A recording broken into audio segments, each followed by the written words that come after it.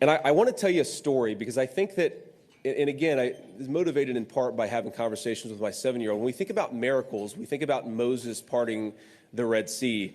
But one of the really deep beliefs I have is that there are all of these small little miracles.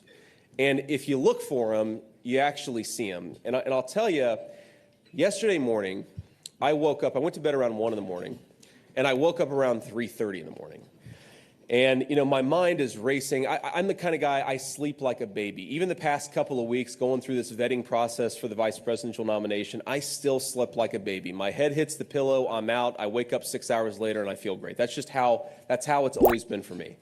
But for some reason yesterday, on the morning of the biggest speech of my life, I've got 2.5 hours of sleep. My kids aren't going to be up for 3 or 4 hours, so I'm bored, alone, anxious, and thoughts are racing through my head a mile a minute.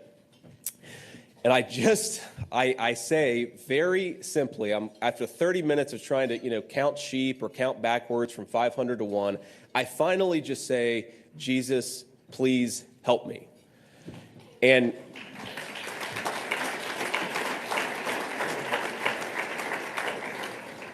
I'm not kidding, that was the last thing that I remembered until 3 hours later. And again, it's a minor thing, and I'm sure that people who don't believe in God will say, oh, that's just a weird coincidence, a minor little thing, but I felt the touch of God.